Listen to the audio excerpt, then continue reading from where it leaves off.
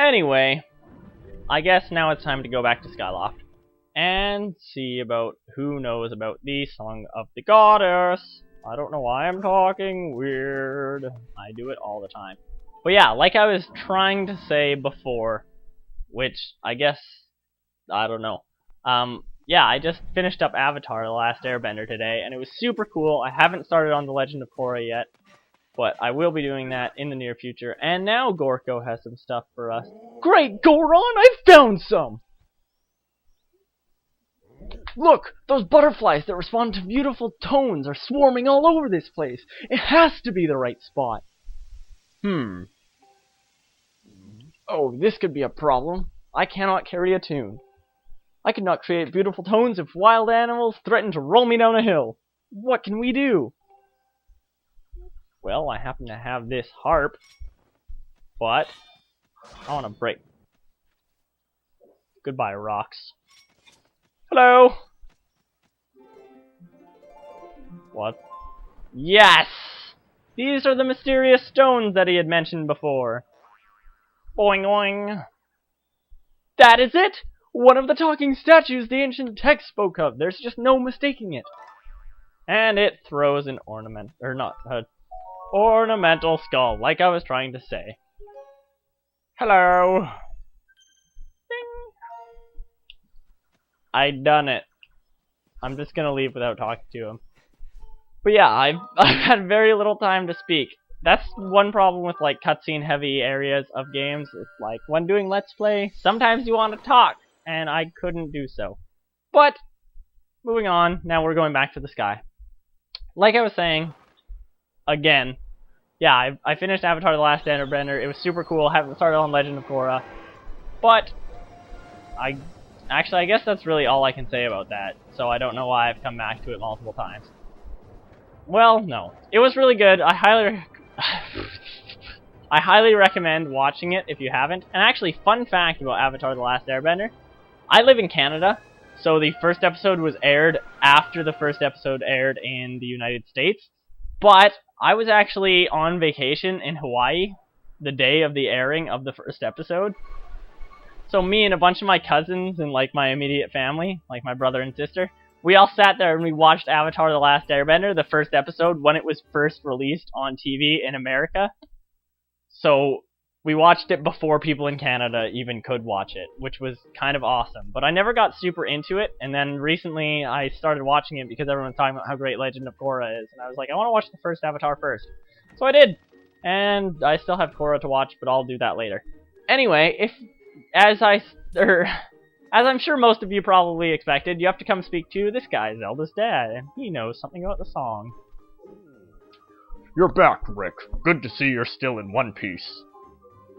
One Piece. So how's it going down there? Are you any closer to finding my Zelda? I see. My dear Zelda, things must be terribly trying for her down there. And it can't be easy for you now either, can it? What? You want to know the lyrics to the song Zelda sang on the day of the wing ceremony? You know I'm not much of a singer. Just lyrics.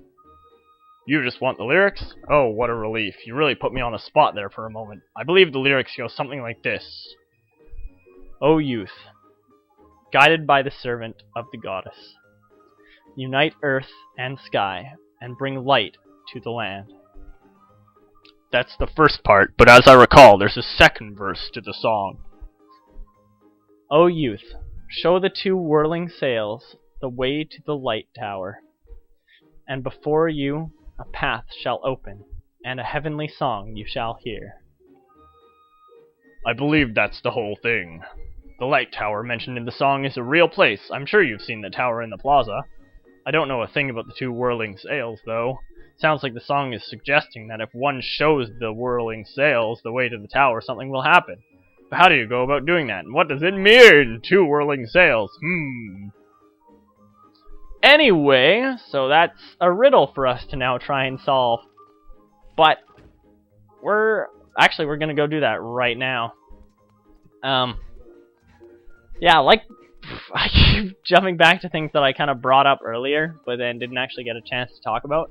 It's been probably like 3 weeks since I last recorded, Maybe even more than that, because I recorded, like, the whole Lanayru Desert in one sitting. So, I did all that in one day, and then, in addition to that, it's been like 2 weeks since that started being put up. Oh yeah, it just totally ran past us. See this? It's a windmill! We want to whip out our gust bellows and blow this thing up. These are the 2 whirling sails. This is the first one. The other one is over on like the other side of Skyloft. You're gonna want to stop blowing at it at the right time, because that way it'll actually point towards that tower, which, as the guy mentioned, that's the tower that we want to... What do you have to say? Hey there, Rick. Thanks again for that stamina potion. Since you gave it to me, I've been doing push-ups like a machine. You'll see I'll be as tough as you in no time. Well, that's great for you, Fledge. But we'll deal with him later. We have another whirling tower to deal with. Basically, there's some stuff I want to finish up, and then there's actually a crap ton of new side quests that'll be available to us before we head down to the next location and the first Sacred Flame. So, if we come over here, there's no thing. What's up, Rick? He needs to sound happier. Hey! So you're curious about that windmill, eh? He's Canadian too. Pretty smart design, I gotta say. See, you can turn the windmill so that it always catches the wind no matter which way it's blowing. But, well, there used to be this little propeller attached to the windmill so that you could turn it. The thing flew off ages ago. It must have dropped down off the ledge, down beneath the clouds.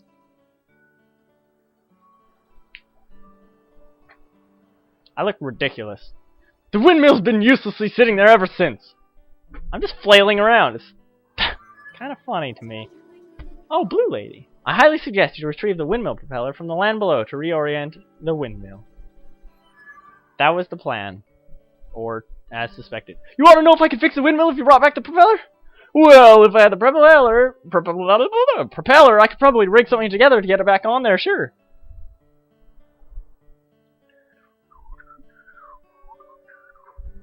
But how would you even go looking for the propeller in the first place?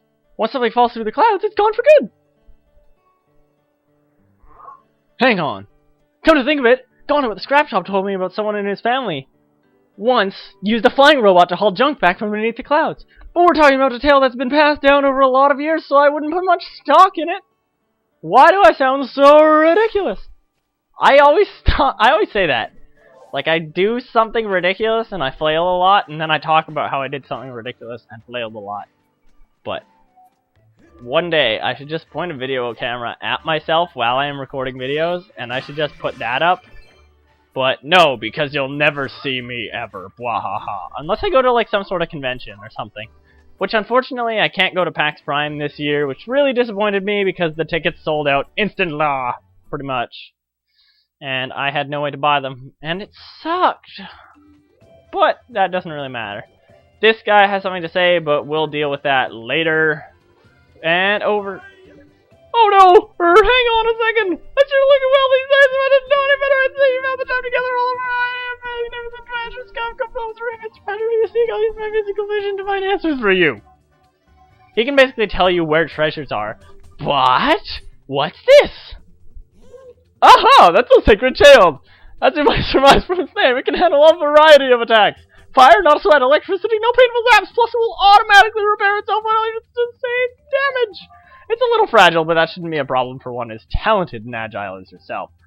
At a cost of 500 rupees, it's an investment, but an excellent one. Care to buy it? I will actually buy this. He's in the way. You got a sacred shield. The mystical power within this shield allows it to repair itself over time.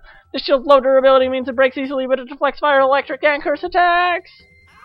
Aha! Thank you for your loyal and continued patronage, friend! I've taken the liberty of placing your purchases in your pouch. Press minus to open it and then equip what you need. As I'm sure you guys have noticed, I've actually changed my display to the Pro display. Oh hey, this is the item check, but I bet you're just here to check me out, right? Well, don't make a habit of it, okay? Yes, please. Alright, let's see it. I don't know why I do this voice for her, but I do. Wow. Okay, I had the cursed medal with me because apparently I forgot to drop it off. But that doesn't matter because I didn't try to use anything in my pouch. Anyway, thank you. Come again. But now I'll actually use this shield. Because it's... Hey, kid, what's up? You look like you need to get something off your chest. I think I know what it is. You've got a favor to ask me, right? Yep. Huh? It's about this old robot my grandpa used to tinker around with. He probably just came here to make fun of that crazy junk guy for believing in his grandpa's stupid stories, right? Well, get in line. I've heard it before. Wait, that's not why you're here? You say you need to pick up something from below the clouds with this robot? Do you know what that means? That means you believe in my grandpa's stories too, don't you? Well, I'm happy to hear that someone else believes me, but I don't think I can help you. You see, my grandpa's old robot, what's it called again? Oh, hey, that's right. I remember. His name is Scrapper. He may not be much to look at these days, but he was an amazing robot once. When you called him, he would go anywhere and halt anything. Sadly, as you can see now, he's just another busted old hunk of junk. But old Gramps did tell me this. You can get him working again with the extract from an ancient flower. It's like oil to this guy, but I've never heard of it, much less seen anything. Take mine! What? You have one? Are you kidding me? That's amazing! So this is an ancient flower? I can feel some slick, oily stuff coming from out of its stem. Great, with this we can fix Scrapper. Wait right here, I'll have it up and running in no time.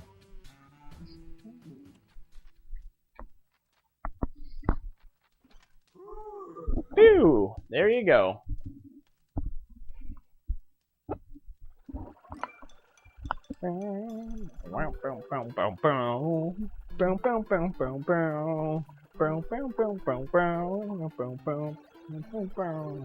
Thank you, Bzzzt. I've got a full tank of energy and I'm ready to carry anything, Bzzzt. Huh? Who is this green-clad individual of small stature? Whoa, it talked! Can you believe that? I guess I really did fix him. This kid gave me the materials I needed to fix you. Go on, say thank you. Are you sure it was him? Well, then I extend my reluctant thanks to you in a gesture of obligatory gratitude. Chonk! Hey now, watch it. That's no way to talk to someone who just saved your life. Anyway, this kid wants you to haul some stuff around, and you're going to help him. This individual may have restored my operations, but I am not inclined to offer my assistance. Zert. Serving children is very low in my task priority. Zert. Blue Lady. Master Rick. Materials from the windmill have yielded a signal that you may be able to search for with your dowsing ability. Use it to locate the fallen propeller. But I know where it is, so I'll just show you guys right off the bat. However, it will not be possible to carry the item in your pouch and return to the sky. Who are you? I'm stupid. Your name is Feeds? Should I call you Mistress No, her name's Blue Lady. Should I call you Mistress Blue Lady? Are you looking for something, Mistress Blue Lady? Or Blue Mistress? I understand, Vert. At your request, I will carry anything regardless of weight or destination, wizard. ...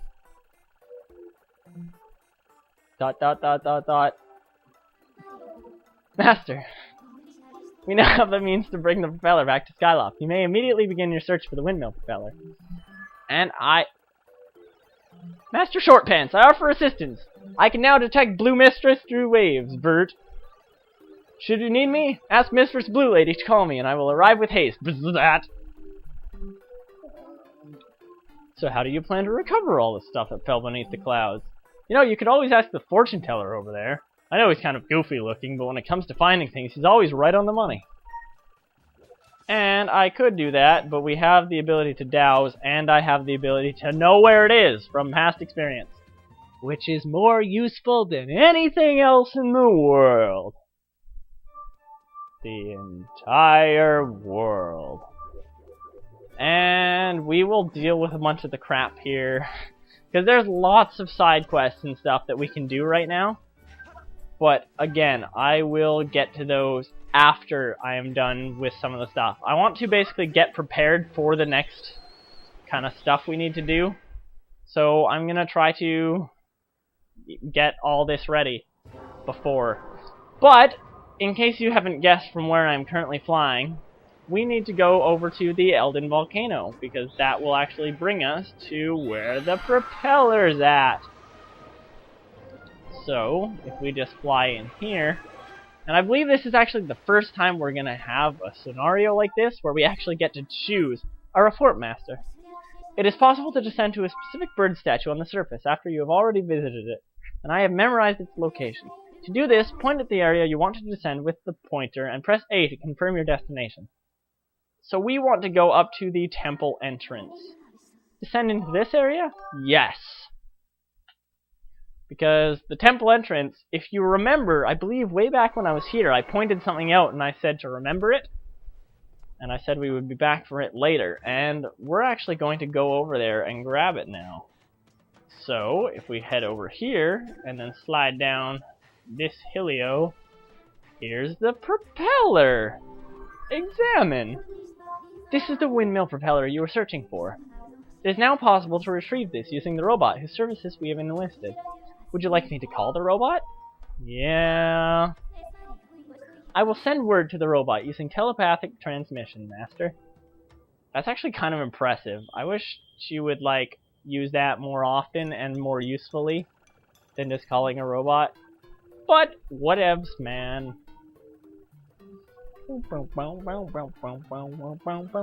Mistress Blue Lady, I hope you weren't waiting long. So, you want me to carry this? Hey, Master Short Pants, you're in my way here. I said get out of the way, Vert. I'll be waiting for you up in the sky, so don't take too long, Vert. The little... Master, I suggest that we also return to the sky and collect the propeller as soon as possible. The little robot is definitely not my favorite character in the game. Like, he's okay, but... eh. And actually, last playthrough, I wasn't a huge fan of Fee, but for some reason, I enjoy her a lot more now. I don't know. Like, I just didn't enjoy her character before, but now she's kind of grown on me. Now that I'm doing this second playthrough and talking all the time. Which, I don't know. Yeah. And actually, once we actually... Don't say actually a million times or I'll slap you in the face. Yeah, once we're in the sky, we can see him and he's following us. And he's carrying the thing for us, which is pretty cool. And we're gonna head back to... I can't remember the guy's name, but he's like an engineer, so he's gonna definitely prepare for fix thing. Windmill. Windmill. Windmill fix. Hello?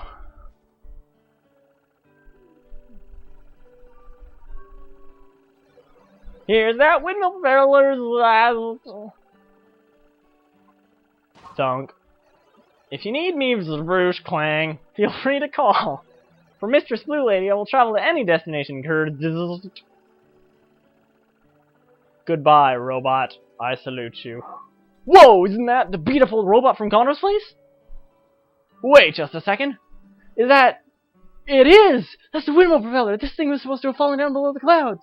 Are you saying the whole story handed down through Gondor's family was actually true? So I get the feeling this is all some elaborate plank. But I guess I'll try to fix this thing. I just sat there and shook my head at myself. This goes in here, and I just cranked that a few clicks. And he's the third best engineer in the entire world. Phew! That ought to do it. If you can find some way to spin the propeller, you can probably turn the windmill around. Honey, honey! Wow. I frightened myself with my voice just now. Oh no, I think I might have promised my wife I'd fix her cupboard. I swear that woman's always looking for somebody. See you around. I don't even... It is so cold here. All of the cold air is in my basement, which you'd think is pleasant because it's summertime. But it's like, what the heck, man? It's like 8 o'clock already. So I'm not feeling the whole being freezing cold. But whatever. Like I said, there's some more stuff I want to get done. And I don't know if this recording thing will be broken up into 3 episodes or just 2 long episodes. I guess it kind of depends on how long it ends up being by the end. But obviously you guys will already know because you guys can see the future. Actually, it's more so that I can't see the future than you guys can. But I can see the future. What? Moving on. As you can see, the tower has sprouted a new top. What? The more I talk, the less I make sense. Sup, Pledge, you're gonna tell me the same exact thing again. But I don't care about that, because instead we need to go up here. And I suck at ladders. There it is. Good. And run up this one, and get up here, and we're actually gonna pull out our harp as soon as we get up here. Then aim at this, and strum. And now that symbol appears.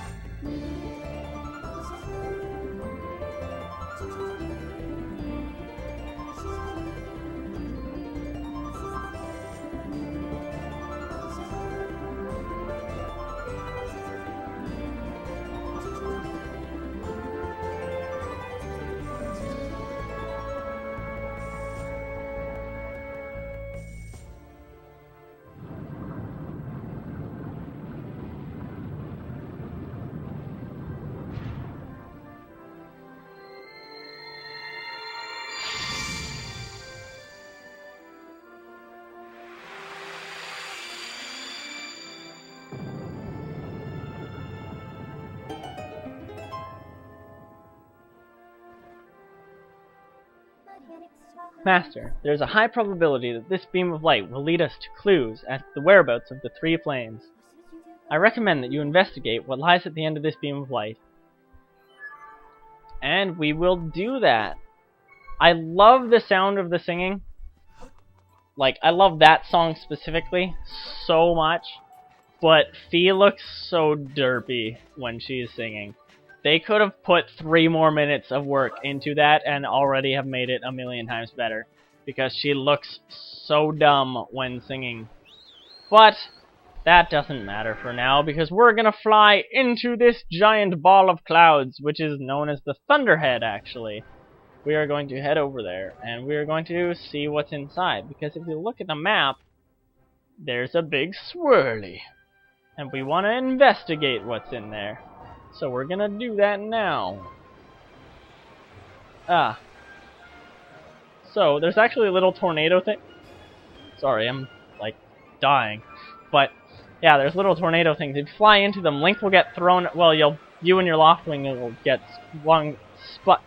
spun around and flung into the air, and then Link will be diving and not on the Loftwing, and then you have to like call it back, and you're facing a different direction. So it's just a mild inconvenience, but it's not really that big of a deal. But, as you can see, the beam of light travels over to that island past the magical rainbow, and we're going to head over there. And as you can see, there's actually a goddess cube over there that we can get. Because this is one of the goddess cubes that we were not able to get before. So, if we just fly over there. Flying is really boring, which is why usually I don't show it. I usually cut it out. But for stuff like this, where we're flying to somewhere that's actually important for the game, I typically want to leave it in. But we can actually head over here, and I'm just gonna quickly open up a different thing on my computer.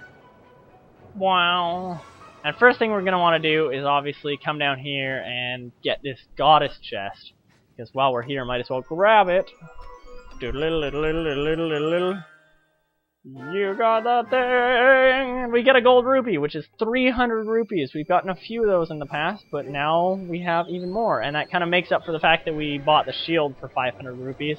And I totally forgot to check if Gondo could upgrade it. But we can deal with that a little bit later.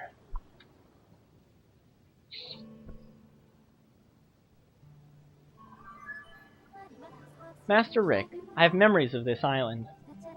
It is known as the Isle of Songs. Signs indicate that it was left here for you by the goddess, Master. However, I am unable to determine a means of entering the structure ahead. I suggest you investigate the area. And investigate we shall. First thing we're going to do is actually grab this, and we're going to push it around 2, 3, 4, 5, 6, 7 times.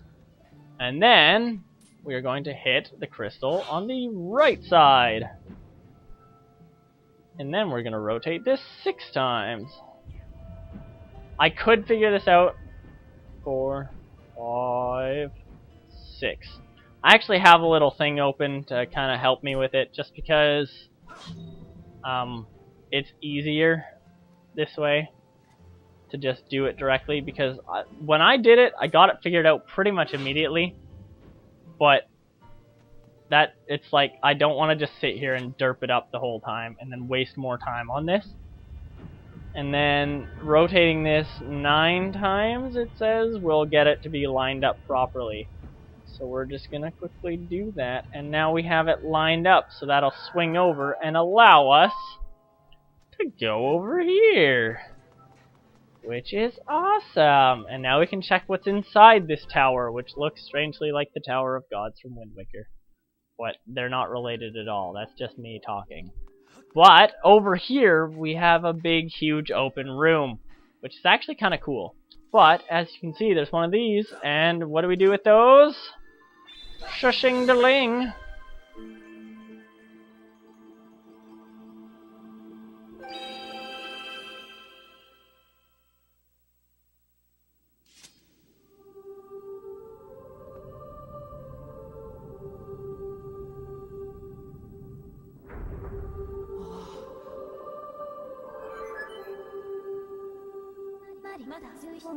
Master Rick, I have important information. When you struck the crest with a skyward strike from your sword, a message from the goddess awakened deep within my memory. The goddess intended this message for you, Master. These are her words.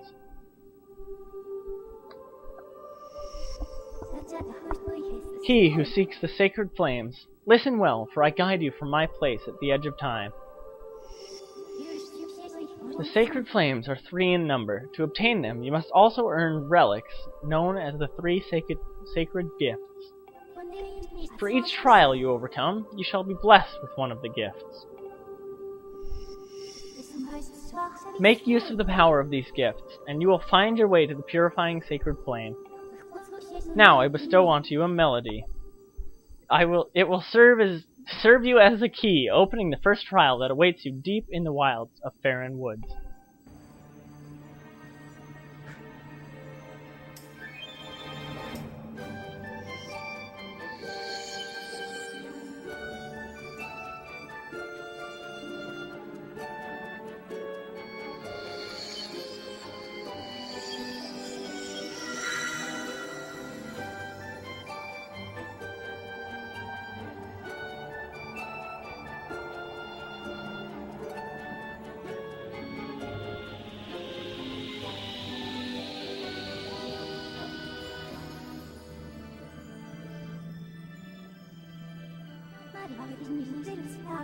That song is called Furore's Courage. It is a rousing melody that will guide you. Whatever. You learned Furore's Courage. I can't read. No! Master, you must overcome the trials set before you and obtain the 3 gifts to reach the sacred flames. I have committed Furore's Courage to memory. Now you can use your dowsing ability to search for the gate leading to the first trial you must face. I suggest you set out for Faron Woods as soon as you are ready. Which, unfortunately, or fortunately if you love side quests, we have a lot of stuff to do before we are actually ready to set out to Faron Woods. But we will be covering those next time, because I'm afraid I think I'm going to divide these into 2 episodes, and they're going to be rather long. So I'm going to end them off here, and in the next part or 2, we are going to be doing a crap ton of side quests, and then after that, we will head down to Faron Woods for our first trial. So, this has been HaloMan27. Thank you all for watching. Goodbye, everybody.